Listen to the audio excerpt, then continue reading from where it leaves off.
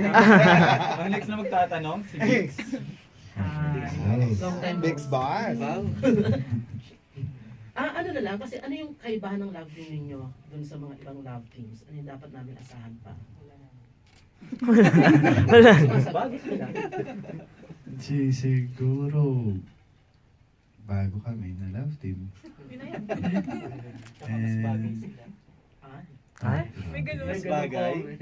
Hindi, bago kami love team and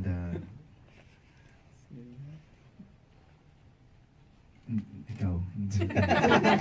Yun lang ba?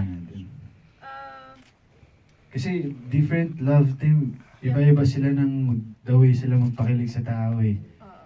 And sa amin, hindi pa namin masyado nararamdaman. Makikita na lang.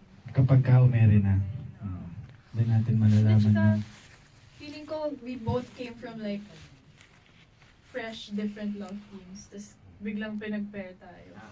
So feeling ko yun din yung difference natin.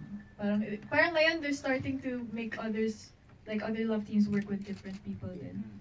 So yun, starting it din. Pero kasi maha tuloy. Janelle.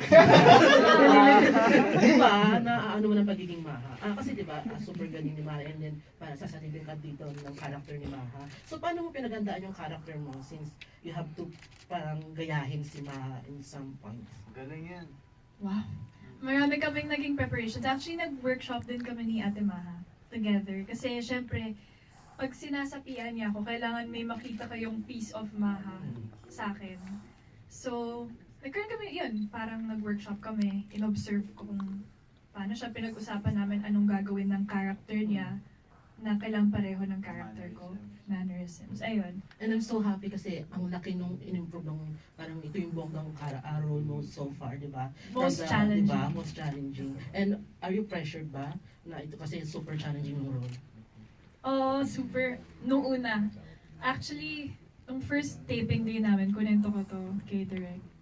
Nung first taping day namin, sobrang na-pressure ako kasi laging sinasabi sa akin ni Direk, Janela, yung character mo very vital sa show, very important. Kung di mo gagalingan, hindi mag-work yung show. Kailangan talaga galingan mo. Sinasabi ni Direk, syempre galingan ko. Grabe, after nung first day, na-pressure talaga ako. Sabi ko sa handler ko, ayaw na mag-showbiz after nito. Natakot talaga ako. Pero ngayon, okay na ako. Like, mas nag-grow na ako into my character. Pero nung una talaga, grabe yung pressure.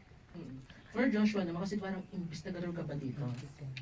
Or parang isa, yung character mo parang yung... siya lang ho yung iniimbestigahan ko, pero para lang ho sa akin yun. Parang yung character mo kasi parang hindi tumitigil hanggat di na nalaman yung katotohanan.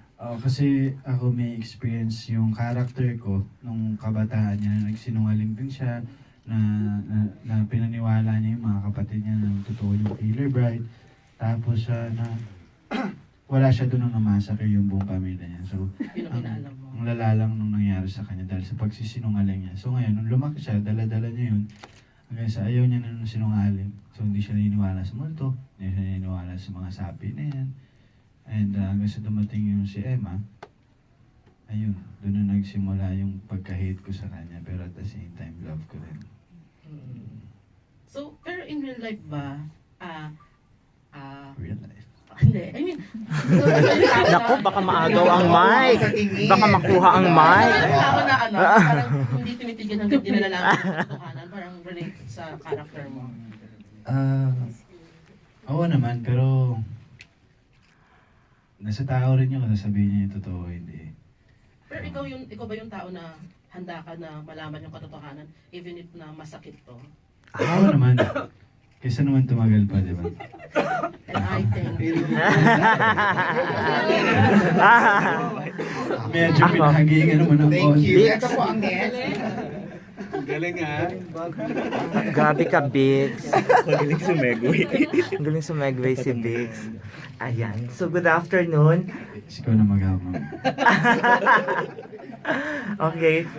Ang question ko is, nung hindi pa kayo magka-partner, and ano yung parang perception nyo sa isa't isa nung partner pa lang ni Joshua si Julia, and then si Janela naman kay Elmo. So parang, and then nagkikita-kita kayo, ano yung parang perception nyo sa isa't isa, and then nung nagka-work kayo, ano yung mga na-discover nyo? ang impression namin nung hindi pa kami Ah, We'll work together. work, parang first talaga. Well, nagkasama kasi kami sa isang group before sa ASAP. Na dance-dance kami, ganyan-ganyan. Lagi ko siya nakasama. Pero kasi, quiet din siya. Quiet din ako. Pareho kami. So, hindi kami masyado nakapag-usap doon. We're both quiet. Yun yung similarity namin. And, kala ko parang mahiyain si Josh. Ganun. Before. Ako, akala niya suplada ko. Akala kong mataray talaga siya kasi yung aura ng mukha niya pag tahimik siya. Pero mabait yun. Gano'n lang talaga pala siya. Ganun. Nung nakilala ko.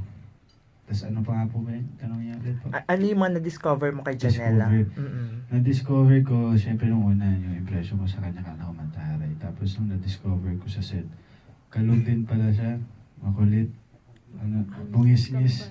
Parehas kami yung mababaw yung kaligayahan, yung magkatingin lang kami, parang hindi namin alam kung ano yung pinagtatawanan namin, pero tumatawa kami. Diba? Parang abnormal lang kami. Paano nabasag yung parang wall ng awkwardness sa isa't isa? Ano yung parang incident na nangyari? I think yung workshop, basag na basag doon. Yeah, workshop talaga. Mm-mm. And even outside workshop ba, lumalabas kayo together? Like, even outside workshop, nag-hangout kayo with friends or ano, parang ma-workout yung chemistry. Ayan. Before, bago hindi kami- pa kami magkatrabaho, pumupunta ako sa bahay ninyo dati no, with Julia. Yeah. Punta kami sa bahay nila. Birthday man. Oh, birthday ko. They were there sa bahay ko. Oh. Okay, baka maagamay. So, baka maagamay. Okay, and yun naman, since you came from two different love teams, ano yung parang baon nyo sa pagsisimula nung Josh Nella na love team? Ano yung mga learnings nyo from your previous love teams na dinala nyo dito sa pagsisimula ng team up nyo?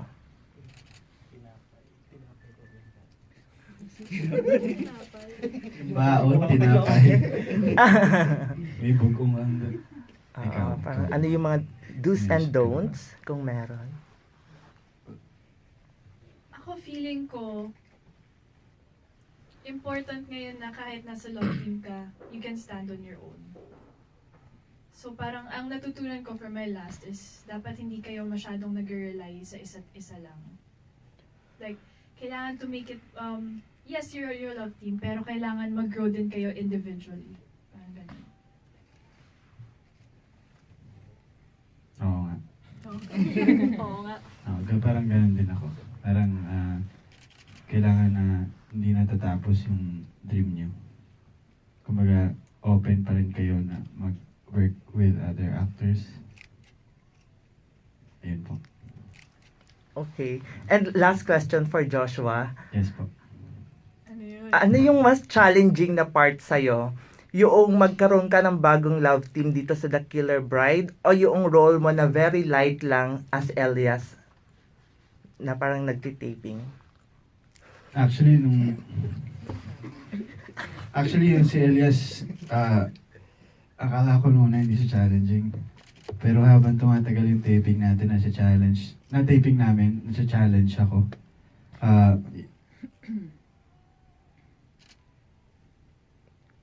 Mas challenging siyempre yung character ko. Oo. And siyempre, ano yung choices? Character and Yung new love team. Since parang nag-adjust ka ba? Nag-transition? at first, siyempre, challenging yung love team kasi nag-a-adjust pa. Pero thankful ako sa unit namin, hindi kami pinabayaan. Nagbigay sila ng workshop for us para hindi na kami ma-challenge sa isa't isa. Alam mo yan, hindi na kami ma-intimidate. So feeling ko yung pinaka-challenge lang is yung kung paano namin i-execute yung mga eksena together and yung role ko as Elias. Ayun po. Okay, thank you.